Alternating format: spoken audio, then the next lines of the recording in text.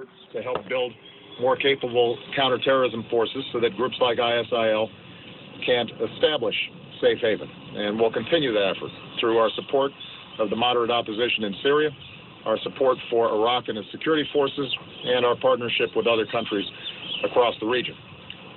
We're also going to pursue intensive diplomacy throughout this period, both inside of Iraq and across the region.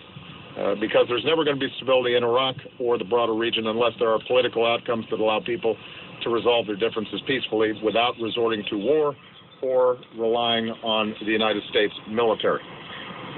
We'll be monitoring the situation in Iraq very carefully over the next several days.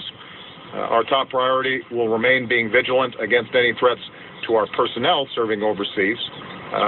We will consult closely with Congress as we make determinations about appropriate action, and we'll continue to keep the American people fully informed as we make decisions. I'll take a question. The recent U.S. history there, are you reluctant to get involved again in Iraq? I think that we should look at the situation carefully.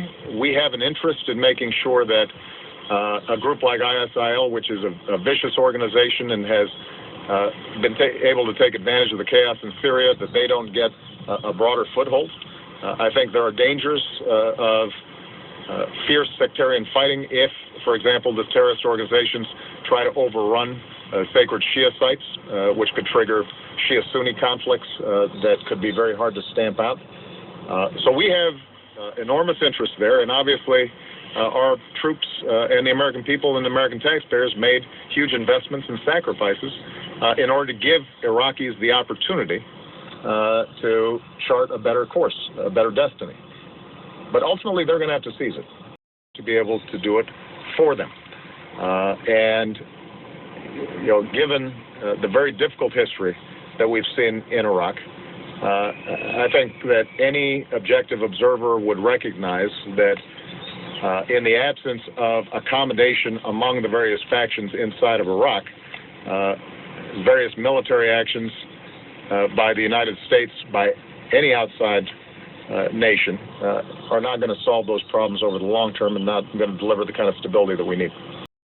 Overwhelming in numbers indicates that there's a problem with morale, there's a problem in terms of commitment, and ultimately that's rooted in the political problems that have plagued the country for a very long time. Last question. Last one. Thank you. Can you talk a little bit about U.S. concern of the potential disruption of oil supplies? Well, so far at least, we have not seen major disruptions in oil supplies. Obviously, if in fact ISIL was able to obtain control over major output, significant refineries, that could be a source of concern.